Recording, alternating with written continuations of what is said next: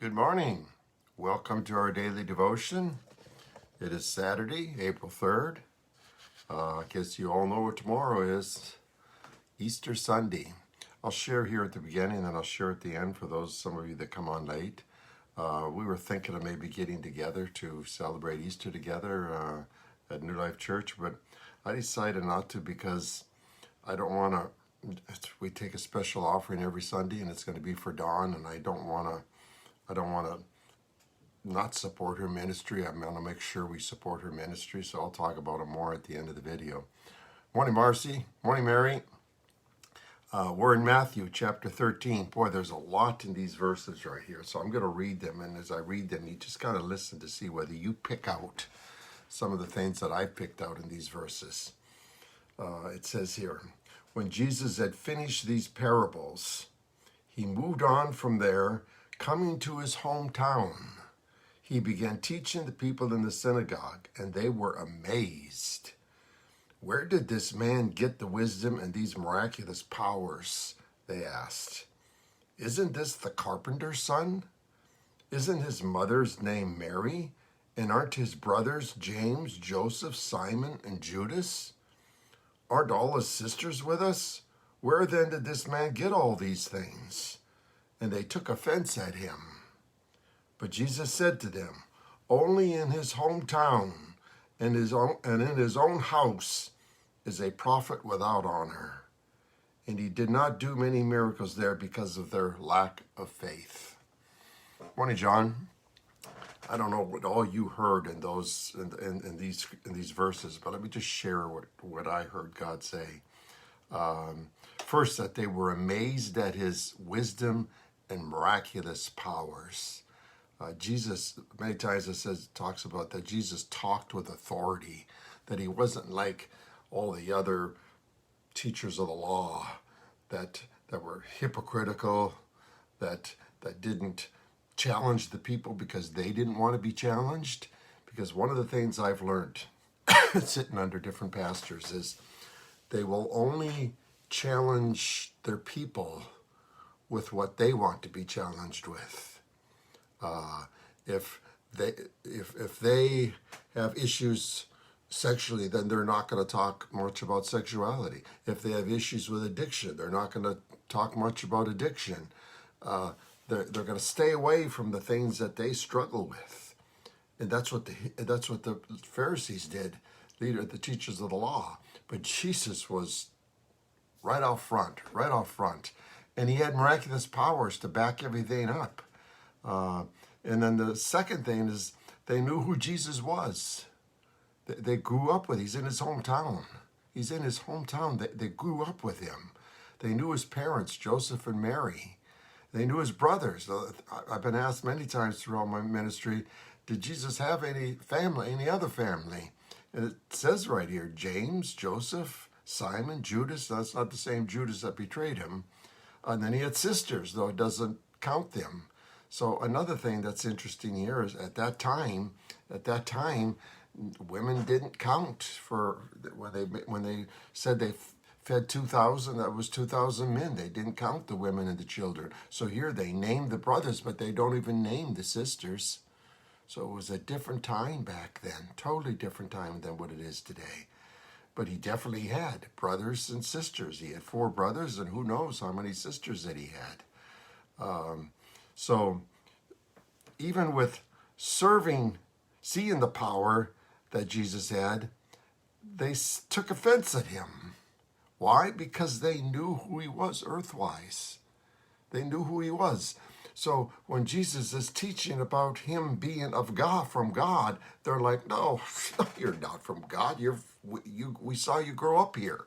We know your parents. We know your brothers. We know your sisters. Don't sit here and tell us that you're from heaven, from God. That is ridiculous. So they took offense at him. So as a result, it said Jesus chose not to do many miracles in his hometown because of their lack of faith. So again, this shows that his miracles, the reason he did his miracles was to prove that he was from God and to show people whether they had the faith to believe in him or not. But what I want to talk about is what Jesus said in verse 57 here. It says, Jesus said to them, only in his hometown and in his own house is a prophet without honor. Even in his hometown, in his own house. Now, what this tells me, I don't know about you, but what this tells me is that the hardest people probably for us to reach is going to be many times the people that know us best, especially our family. They know you. Mary, your parents know you. Your daughters know you. Your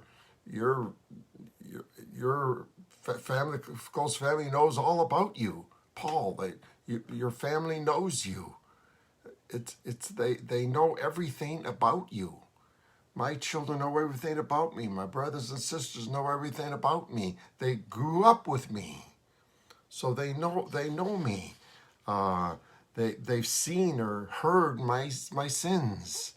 They've seen me at my lowest times. If, like those of you that are watching this video right now, you're making, if you're not family, Mary would know better. If you're not family, you would just know me from what you're seeing here on the video. You wouldn't know me now from the other 23 and a half hours that I'm living this day. You wouldn't be with me to see me during those times. So you're making your judgment of me just by watching this video. But your family lives with you. They know exactly who you are. You can't fool them. So they've seen you at your lowest points, and they either respect you or they don't respect you. Let me just read here again in Luke 4:24, where they talk about the same thing. It says, Jesus, I tell you the truth, no prophet is accepted in his hometown. Even in the city or your neighborhood where you live, they know you.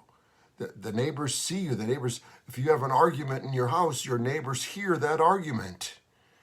If you slam the door and get in your car and speed off down the street, they see that.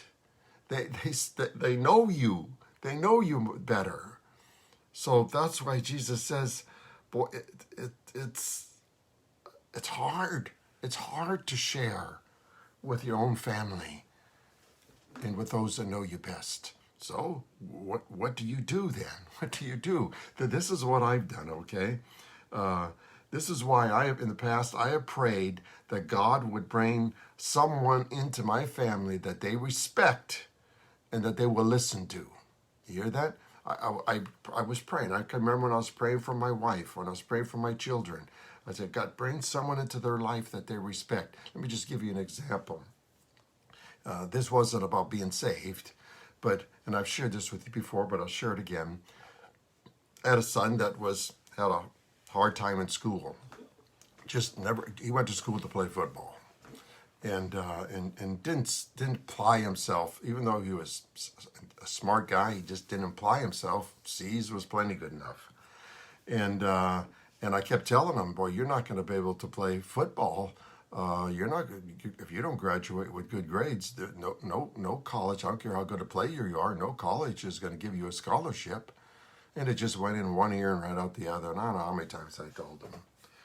We had a neighbor across the street, Brett Barbary, that Aaron grew up with, and he became a professional baseball player. He was playing for the Miami Marlins at that time, and he would come home in the summer, and he would bring all kinds of jackets and paraphernalia, and he would come get Aaron to play catch with him, and Aaron would play catch with him, and he told Aaron, he said, make sure you take your schooling serious, he says, because I didn't take my schooling serious, and I ended up having to go to Cerritos College instead of a four-year college because I couldn't pass my SATs, and so it took me a lot longer to get into the pros.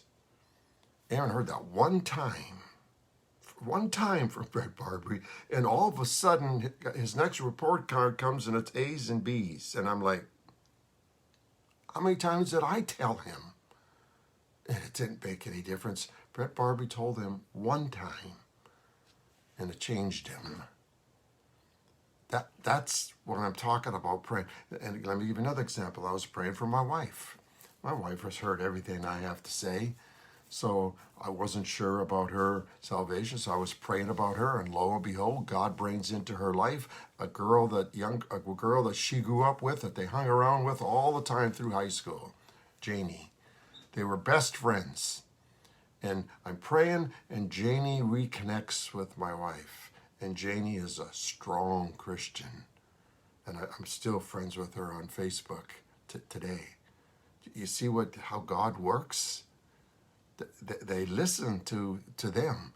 Jesus, it's hard. It's hard to witness to your own family, to those that know you best. So if you have a loved one that may not be saved, do what I did. Start praying that God will bring someone into their life that they respect, that they will listen to, because chances are you've told them everything that you have to say, and if it hasn't worked yet, I don't know that it's going to work again. So let God bring someone into their life. God answers those kind of prayers. God answers those kind of prayers. I know He definitely answered mine. So with that said, I just want to share again at the end now that we went to the park to pray a few weeks ago, and we were talking about the possibility of maybe all getting together to worship together tomorrow on Easter Sunday. But I'm not, because I know that it will affect the offering for Don's ministry, and I don't want to take that chance. So I'm going to do my regular daily devotion tomorrow for Easter. I mean, not devotion, my message tomorrow for Easter live, like we normally do, so that we can get an offering also for Dawn for her ministry, okay? So I will be doing my regular message tomorrow morning at 10 o'clock. So if you are available, I hope you join us. But if you have your own church to go to, or even if you don't want to go to a church tomorrow, pick a church and go there live. Most of the churches will be meeting tomorrow, at least outdoors anyway.